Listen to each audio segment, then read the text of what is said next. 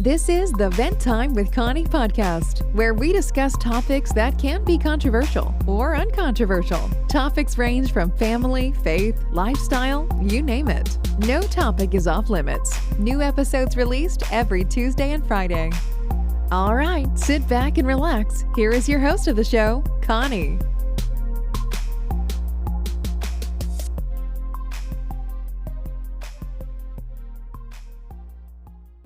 Hello everyone, welcome to Vent Time with Connie podcast. I'm your host Connie. Welcome to episode 38. Welcome back, old listeners. Thank you so much for coming back, and welcome new listeners. I hope you stick around more and make sure you check out other episodes. Please go check it out because all of them are all interesting. Thank you guys so much for coming back. Now let's dive right into the topic of today. Are you someone that just found out that your father, the man that you have called your father all your life, is not your biological father? Are you someone that is frustrated like I am about the high paternity fraud that has been happening in Nigeria or the world in general and want to vent about it? Then this episode is for you. Make sure you stick around to hear the rest of the episode, and now let's dive right into it.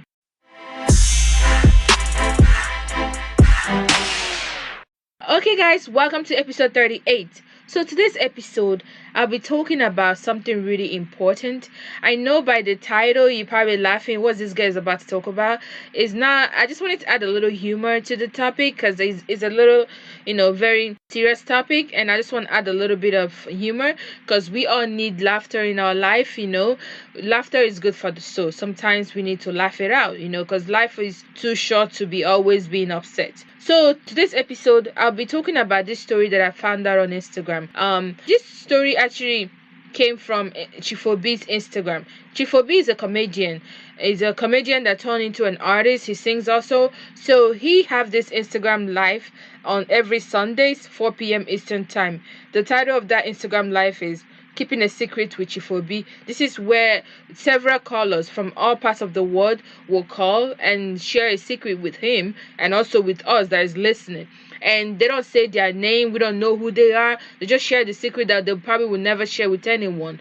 So we will hear it and give our opinion. So this particular caller is a 36-year-old man. He called Chifobi and he was telling him about how he found out that his father is not his biological father. This is how he found out. He's already in abroad, probably in USA or UK or whatnot. So he's trying to bring his siblings where he is right now so they can also try to strive for the best like he's doing right now. So when you are trying to bring someone to a different country, the immigration always require that you do a paternity test. So he did a paternity test. They conducted a paternity test to see if they are all from the same father and mother, right? And of course, he will be the one to, the immigration people will notify what the result is.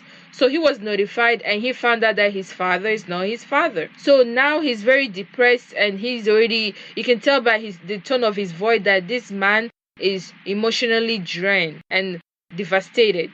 So he said he haven't stepped out of the house for 2 weeks because he doesn't know how to approach this to his family. He haven't even told his parents or his siblings because he don't know how he's going to tell his father about this, that his children is not his children, or how he's going to even ask his mother this question, like, why would you do this to us? So the man is really frustrated. He's confused. He doesn't know what to do. So he just decided to share his secret with Chifobi. This story actually resonated with me and wanted me to address this issue. Address paternity fraud. Paternity fraud, for those that don't know, paternity fraud occurs when a mother or a father intentionally or forcefully claim a man is or isn't the child's biological father. So paternity fraud cases in Nigeria is 30%. And that's a very high number. That's 1 out of 10. That's 3 out of 10 family, right? Which is a huge number.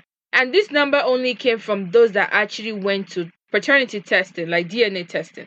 And what about those that haven't been to DNA testing? The 3 reasons why couples will go to a paternity test is only when it comes to trying to solve any family conflict or due to mistrust, or the top one, immigration purposes. And most people in Africa or even in other parts of the world don't even know about DNA testing. Why would they even go to DNA testing?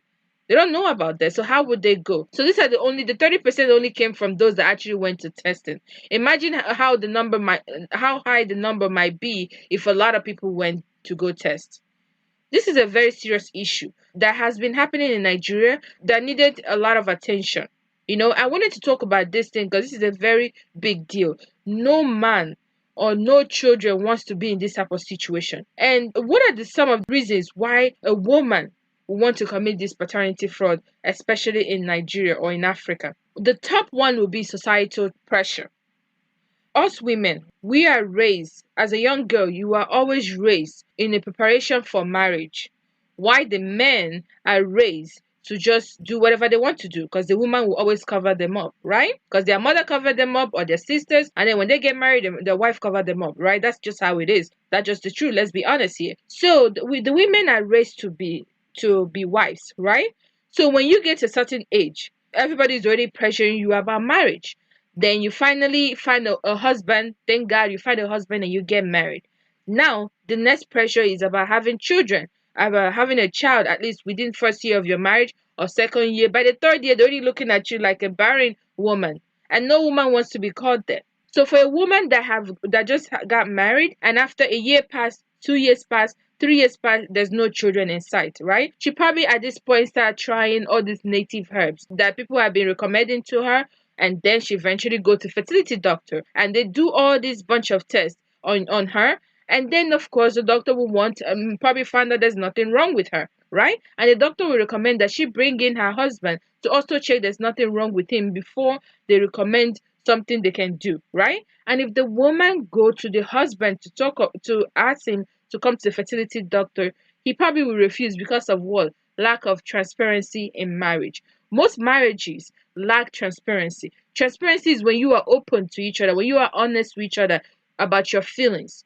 Most marriages don't know how to communicate. They're not honest with each other. They have so many things they're hiding from each other. They are married, but they're like roommates. Most marriages lack this. When they don't have this transparency, sometimes the wife might find it difficult to go to her husband to ask her husband to come to the hospital with her, or even those that have balls to ask that question, those that have courage to ask their husband that question, the husband will usually shut them out. And the first thing the man will say is, do you know who I am? What are you trying to say? I'm a man. There's nothing wrong with me. You are the one that have issue. I'll go get me a children. Woman, go get me a children. That's probably what the man will react to. Basically putting all the blame on the woman.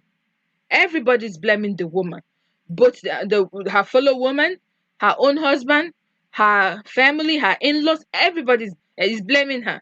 Now she's left on her own to make the decision because she have tried everything and see that there's nothing wrong with her.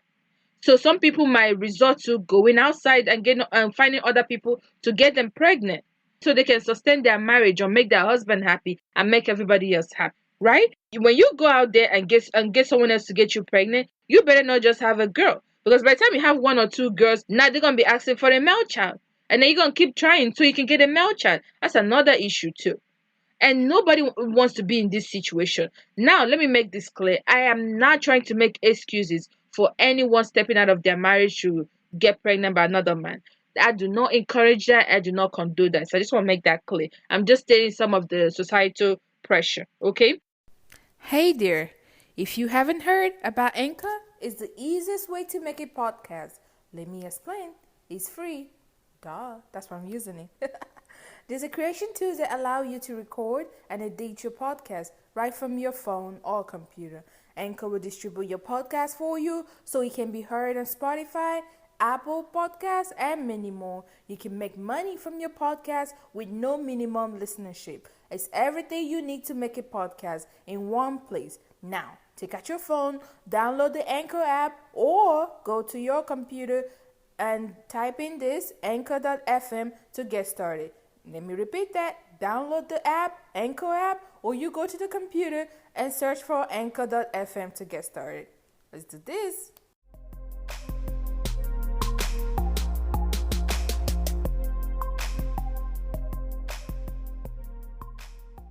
Also, that brings me to my next point, which is the effect of paternity fraud, the damage that it caused. Like, if you're a woman and you are doing this, you are committing this paternity fraud to your husband and to your children, let's say because of societal pressure, right? And you trying to, defend yourself by saying that, oh, I was pressured to do this. I was pressured to, I didn't have, you give me no choice, right? Please, I want you to think about the effect of what you do. The 36-year-old man now that just found out that his father is not his father, how do you think he feels? Do you know the emotional damage that you're causing on that man? Basically, that man and his siblings, I don't know how old they are, they basically will feel like their life has been a lie. They'll be living a lie. How they gonna go about it now? Some people will affect them different ways, a very dangerous way. You don't want to put people through that. Your children, do you even think about your children? Then your husband that you're causing that to, even though he didn't want to listen and all those things, there's always another way to go about this. Two wrongs don't make a right. Now you went ahead and get someone else to get you pregnant. Does that solve the issue? You even adding more to the issue that you have in your marriage. And you don't want to do that. Now, my advice to the young man, the 36-year-old man that just found out, or anybody that's probably just found out that their father is not their father, who they think is their father is not their biological father. And now I'm sure probably you're feeling devastated, you are very distraught, and you are wondering, what will I do? How would I even start? Like, my whole life is a lie, and you want to give up. Please, let me tell you, do not give up. It's not the end of the world. Even those, let's talk about this. Even those that have biological father. There's some people that have biological father that hadn't even seen their biological father. Their biological father don't even care about them. Some of them have a biological father, but they're better off without no father. So if you go around now, go finding your biological father, thinking that will bring you peace or bring you, happiness, you might even meet your biological father and might not have a connection with him. My advice is, if you already have this connection with this your father that happens to be not your biological father, I think you should still consider him as your father and still keep communication with him. Because being biological father or not being a biological father does not even determine if you're a father or not. Okay, so still keep there and thank God that you call that kind of man your father and still have that connection with him. Please don't give up. Okay, there's so many biological fathers that have denied their children and said that they are not the children. There's some biological fathers that don't take care of their children. They are called deadbeat fathers. Okay, so thank God for the man that you have right now. If he's been a good father for you all these years, please make sure you still maintain that relationship with him. Okay, so that would be my advice. Now, husband that this happens to, oh my God, I can't even imagine what the man is feeling right now. Everything is rising, the ego, everything is just coming up. Mistrust, I'm sure he's all mix of emotions, anger, all those things that you can think of, right? I know it's hard for you to do this, right? I'm about to say now, but I want you to, if you're a man that's going through this, I want you to sit down and analyze your marriage. Why would your wife do this? What happened? Is it that you guys lack trust? Like, what's going on? I want you to ask those questions. And if you're gonna get angry, get angry. But once you calm down, analyze your marriage and see if she's worth fighting for. If she's not worth fighting for, that's up to you, right? But if she's worth fighting for, please give it a try. If you guys have to go to counseling, go to counseling so you can understand the root of the problem, okay? Why she will do this certain type of thing. Although there's some women out there that just like to play away match, and for those that don't understand, that are not Nigerians, away match, this is an analogy with soccer, right? Away match is when a woman is going out there being intimate with another man that is not her husband. That's what a away match is. I know that some women like that, when they were single, this is what they are doing already, having a side person, two or three guys on the side, and then they got married, they don't know how to stop that habit. There's some women like that, and they probably be having a side person, also their husband, at the same time, so they won't know who actually impregnate them. So that could be another case. I know that there's some women like that, but that's not the one I want to talk about. I want to talk about those that were pressured, those that they think that they were pressured into because their husband refused to go with them to the doctor to find out what the situation is, all those things. That's the one I want to focus on. For those that are playing away match, those ones, I don't even have a words for you, okay? Okay, now, for the woman that just did this, I would advise that first, that you ask God to forgive you. You ask your husband to forgive you. You ask your children to forgive you, and then you forgive yourself. Why I say that is because you need to put yourself in the shoes of your children to understand the weight of your crime. So then you understand why you need them to forgive you. Because this is a big crime that nobody wants to, to be a victim of. Even you that's committing the crime, how would you feel if your mother today come out and told you that your father is not your biological father? Or even the mother that you think is your mother is not your biological mother? Emotional damage right there. There's no excuse that your mother will give you for you to justify her action. So the same way is how your children will feel about it. So you need to understand the weight of your crime and understand why you need to make amends in your life, why you need Christ in your life, why you need God in your life, so you can make amends and change. Because this act, this crime that you committed is a big one, and you shouldn't have done this to anybody. It caused a lot of damage to people's life, to innocent life like your children. They didn't ask you to bring them into this world. It's not fair to them. Yeah, for other men that probably after listening to this and you are wondering, oh, what if my wife is doing this to me? What if I'm not the biological father of my children? If you are doubting this already, if you are suspecting this already, that means you probably don't trust your wife. Or let's say, sometimes that happens, you're not trusting your wife because we are human beings, right? But just in case if you are doubting this, I would highly recommend that you take yourself to the fertility doctor first to check if you are okay.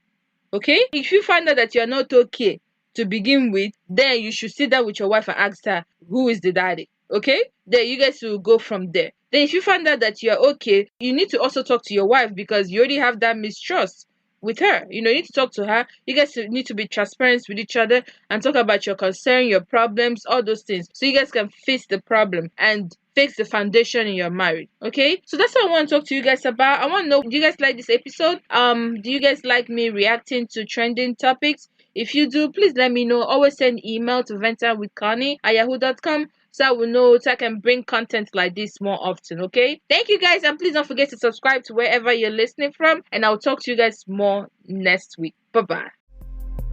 Thanks for listening to the Vent Time with Connie podcast. Remember to subscribe on Apple Podcast, iTunes, Spotify, or whatever platform you listen to podcasts. Please don't forget to like, rate, review, or share this podcast. Do you have any feedback or questions for Connie, or any topics you'd like to discuss on the show? Connie loves communicating with our listeners. You can find her on Instagram and Facebook at Vent Time with Connie, or send an email to venttimewithconnie@yahoo.com. Until next time, remain blessed.